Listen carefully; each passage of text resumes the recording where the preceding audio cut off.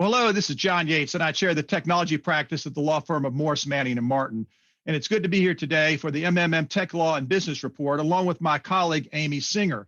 Amy is a partner in our corporate tech practice and works with some of the fastest growing tech companies in the Southeast. We're particularly honored today to be interviewing and be with Mark Buffington and Paul Judge. And these are two individuals that have been key leaders in this tech community, and they really have set the standard for excellence with regard to providing support to entrepreneurs, and innovation within Atlanta. And now they have a very exciting venture with Panoramic Ventures with the tagline of taking a wider view. So I'm going to turn it over to Amy, who's going to enter into a fireside chat with Paul and Mark and learn a little bit more about Panoramic. And I'm sure they can tell you about the exciting developments they have in their new fund. So Amy, I'll turn it over to you. Thanks, John. And thanks again to Mark and Paul for participating in this podcast. As John said, you guys have formed Panoramic Ventures, a new venture fund in Atlanta. And give us the elevator pitch, how you started. I know that your tagline is, we're giving a wider view approach to investing. What do you mean by that? Wider view, when you think about the goal of a venture fund, I mean, you're really, searching for outliers. You're searching for companies that are going to really change the world and deliver great returns. And there's so many venture funds looking in all the same places. And what we realize is there's a few places that are overlooked that actually have really great entrepreneurs and great companies and the ability to deliver outsized returns. And it comes down to us to three things. One is geography. And so we're based right here in Atlanta, which, expands to Georgia, expands to the Southeast, expands to the Midwest. And, this region has been overlooked in terms of VC funds. I mean, you look at the Southeast and the Midwest, it has almost half of the population of the country, but has only received less than 15% of the venture capital funding. And so there's a lot of overlooked opportunities and amazing companies. And then the second point is diversity. If you look at, Black founders, for example, receive less than 1% of funding. Female founders receive less than 3% of funding. But there's so much untapped talent and ideas there. So we're focused there. And then the third is, when we say wider view, is looking at universities. I mean, you look at kind of the technology ecosystem, so many of the great ideas that create the technology that we know today started off either as students at universities or in research labs. And there's over $80 billion a year of research that happens at universities in this country. And our focus is how do we help commercialize that and bring those to life. And if you look at those three areas of geography and diversity and university, that's what we mean by take a wider view. But it's also exactly what we've been doing historically. We look at the investing that I've been doing, the investing that Mark and BIP have been doing. It's exactly what we've been doing over the years, but now we're able to do it in a unified approach and do it at greater scale. Well, we really appreciate that. I mean, I know personally in my industry, there's very few women founders who have been invested in with private equity or venture capital. So it hits home to me. So tell us about Mark, what are you looking for in a seed company? So what would be your ideal seed company? What does the founders need to possess? What kind of product? What scalability? Yeah, I think, Paul hit it, maybe just to add a few things to that, and I'll segue into that question. We really have been doing this for a long time. So we're looking for things that other people aren't looking for, just to add to some of the facts. So 36% of the Inc. 5000 are located in the Southeast and the Midwest. Those companies are growing on average at 160% a year. And a very small percent, 14% of the capital is going to those companies.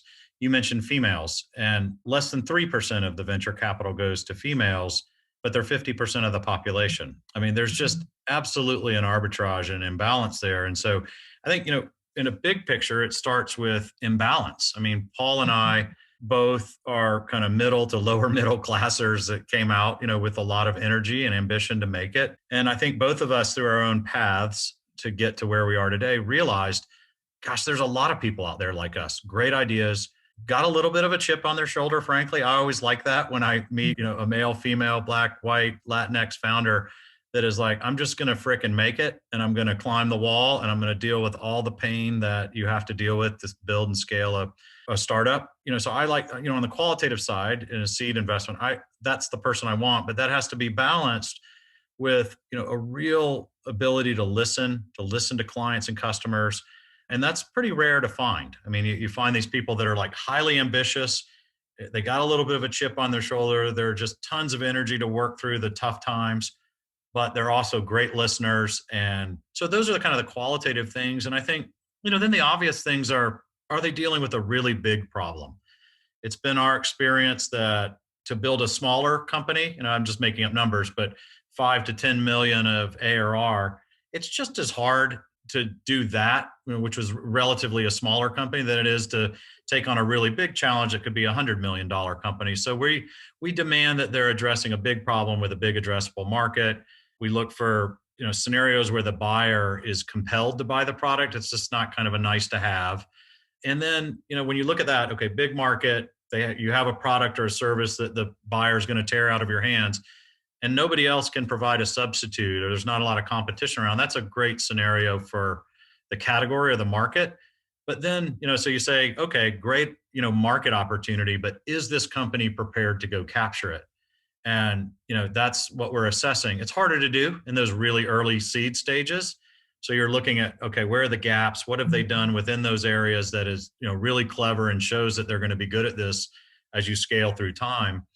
And, then we use a lot of proprietary data that we've built over years and years of doing this to, augment and make better decisions on the bets we make. But that's basically it, Amy. It's, big category, great opportunity, founders prepared to go capture it. And then we use data to not identify the good, not the great, but the truly exceptional. Yeah, that makes sense. So when I try to, match make my clients with money or investors, I like to match them with an investor who is knowledgeable of the industry that they're in or the product they're in. I think it's really important for them to find talent and what tribulations they're going through in the market. Do you focus on a particular sector or industries at Panoramic? I mean, we do. We like to focus on making investments around the talent we have. So the way we say that is, we're focused on making investments where we have deep domain expertise and large leverageable networks. And, that always helps. And so that would be healthcare IT, fintech, cybersecurity. Paul really brings that strength to us now. What we're calling frontier tech, which is the application of advanced computing to new problems. A great example of that would be like Pointivo, which is computer visioning for drones, and enterprise software as a service, and then media tech. And, those are really our spaces. Oh, sorry, I missed one. Software tools. We've with companies like QA Symphony, Tricentis, Cypress, Cobaton, we really believe that the picks and shovels play. Like, I don't think anybody believes that software won't be a thing for the next 20 years. And I was just on a call prior to the last call talking to one of our portfolio company CEOs, and they were lamenting that they can't hire enough developers. And so we're trying to solve that problem. But I mean, that's a clear case of everybody's trying to build software to solve problems, and we're trying to sell picks and shovels. And that's a big theme of ours. And so, so those are the spaces. And I might add, certainly, I think it's a good idea for you guys to pair people with entrepreneurs with investors who have deep domain expertise and can leverage those networks. But I think the other thing that gets overlooked a lot that's relevant is, do those capital providers have the ability to meet the founders where they are? Can they help them develop, fill gaps, and scale? And I think, some companies, investors, our peers, competitors, co-opetition, whatever you want to call it, they really put a lot of emphasis on domain expertise. But I think doing startups requires, another dimension, which is, really helping those founders grow and learn how to scale a business in general, not just within that space, if that makes sense. And so Paul and I have invested a lot of time and energy making sure that the founder success program that we have really increases the odds of success for them. Yeah, I was just going to ask, that was my next question, is to talk about the founder success program. And I was just also thinking through, just other areas, when you talk about areas of, expertise and just themes where we, there's one thing about like places we've built companies before, right? So cybersecurity, enterprise IT, there's other thing of, where the world is going.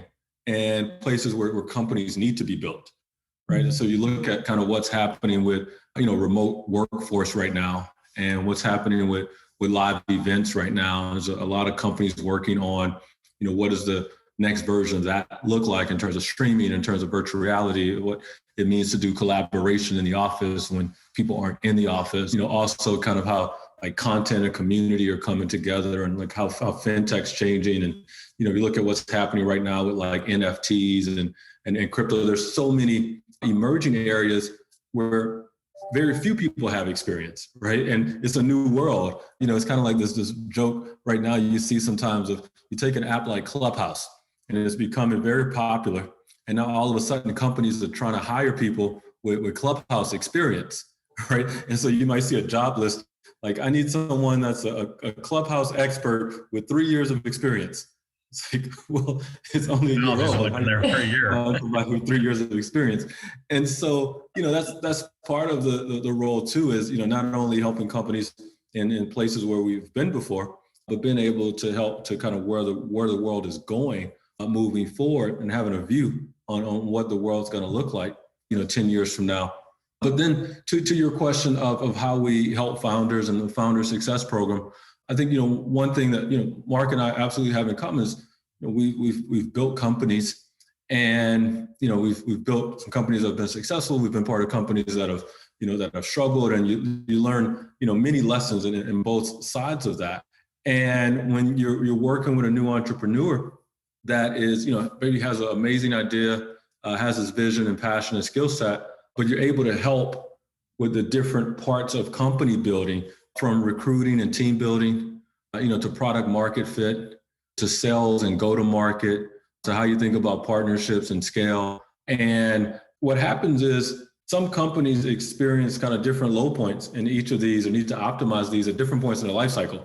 So it's not just a standard playbook. It's not go follow these 12 steps and you'll be successful, right? It kind of depends on kind of where the company is in its life cycle. But we have a dedicated team that focuses on that and works with the company's post-investment, in addition to the actual investment partners who continue to serve on boards and so forth. And we spend a lot of time. Mark and the team have built some great software to track the financial progress and metrics of companies and compare it to their peers, to help highlight problems before the company maybe even realizes that those are indeed problems. And so by kind of doing this monitoring of the key metrics, but also being able to go dive in and help with key functional areas, it increases the likelihood of success, and then it increases the scale of success, right? And because so much of building startups is about growth and about kind of having faster iterations, right?